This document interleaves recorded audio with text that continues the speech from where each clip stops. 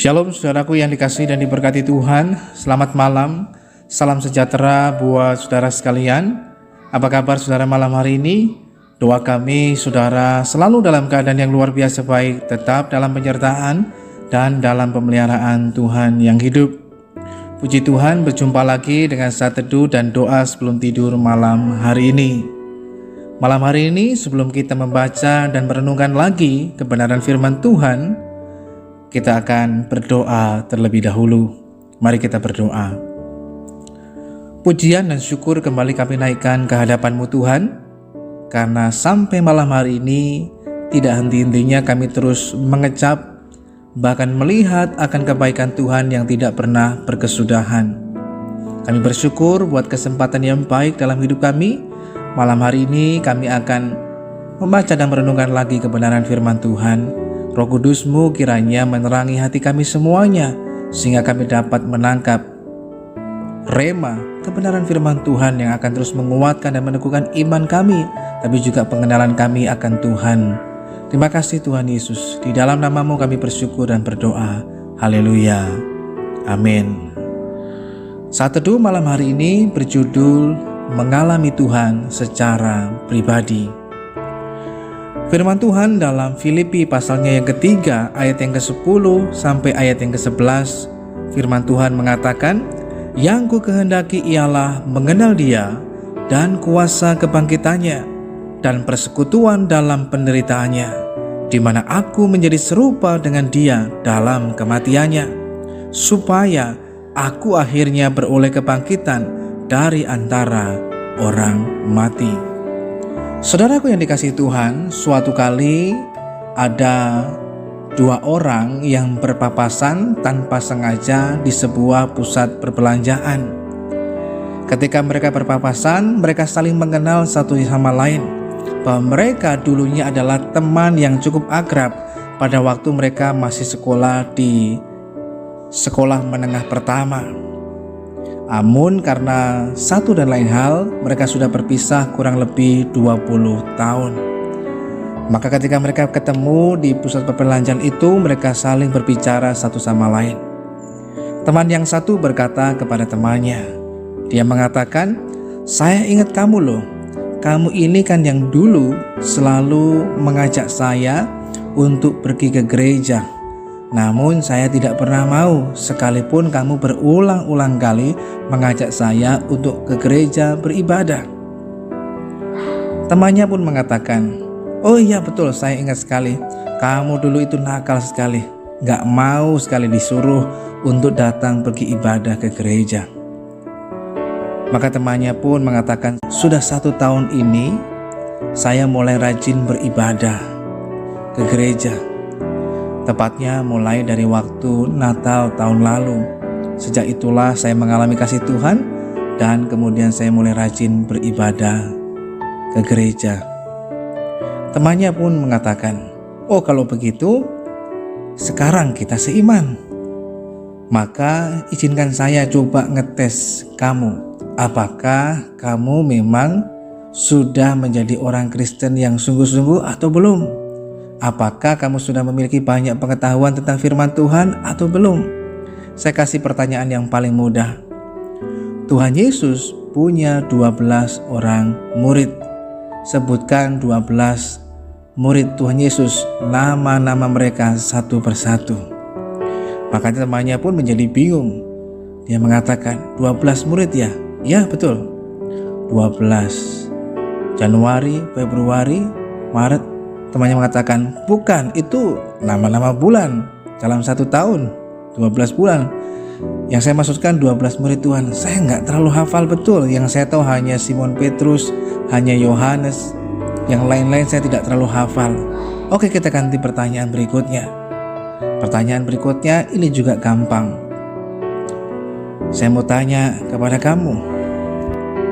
Kamu tahu nggak judul khotbah pertama Tuhan Yesus pada waktu dia mulai melayani? Khotbah pertamanya judulnya apa? Maka temannya pun mengatakan, "Aduh, yang itu pun saya juga nggak tahu."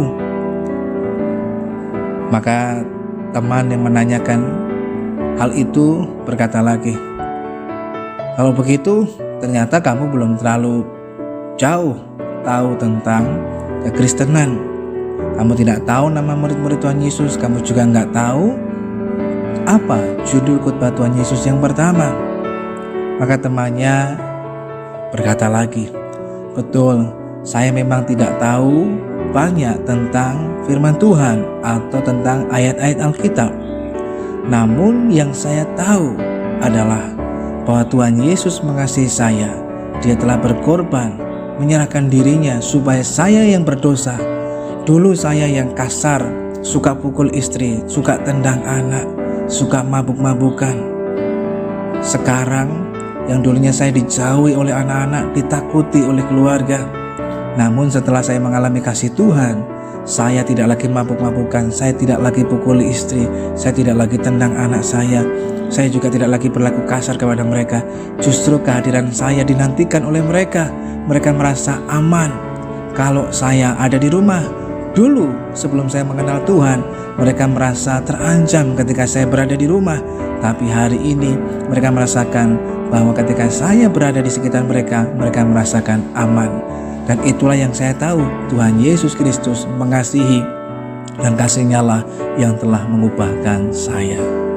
Saudaraku yang dikasihi Tuhan, dari kisah ini menunjukkan bahwa yang terpenting dalam kehidupan kita bukan seberapa banyak kita tahu tentang firman Tuhan, tentang pengetahuan teologia dan lain sebagainya. Hal itu memang perlu, tetapi yang jauh lebih diperlukan lagi adalah dalam hidup kita pribadi harus mengalami Tuhan, mengalami kasih Tuhan, mengalami kuasa Tuhan, mengalami kebenaran Tuhan, sehingga hanya orang-orang yang mengalami Tuhan secara pribadilah yang hidupnya pasti akan berubah. Ada banyak orang yang tahu firman Tuhan, ayat-ayat Alkitab, bahkan hafal, namun sayangnya hal itu tidak mengubahkan hidupnya. Mereka juga tetap melakukan dosa, hidup dalam dosa, dan lain sebagainya. Tetapi yang Tuhan kehendaki adalah agar apa yang kita tahu kita dapat praktekkan dan hidupi dalam hidup ini, sehingga dengan cara demikianlah akan membuat kita mengalami perubahan dalam kehidupan, semakin diubahkan serupa dengan Tuhan Yesus Kristus. Seperti yang Rasul Paulus katakan, yang ku kehendaki ialah mengenal Dia dan mengalami kuasa kebangkitannya, persekutuan dengan penderitaannya. Tujuan akhirnya adalah supaya beroleh kebangkitan dari antara orang mati, mengalami Tuhan secara pribadi.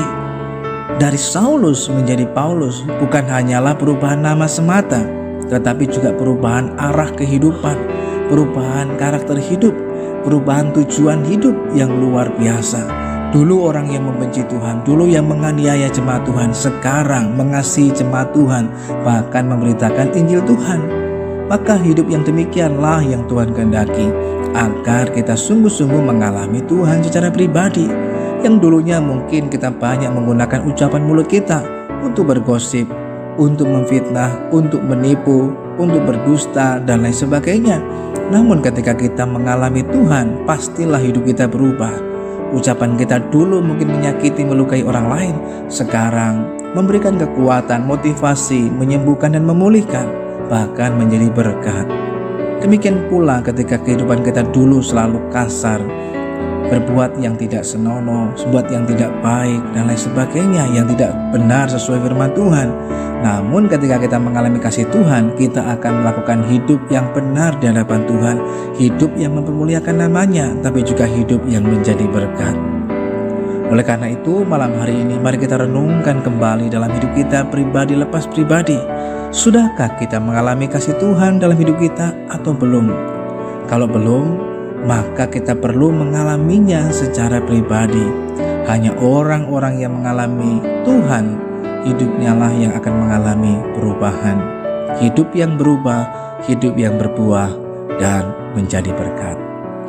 Mari kita berdoa. Kami mengucap syukur malam hari ini Tuhan untuk kasih-Mu dalam hidup kami.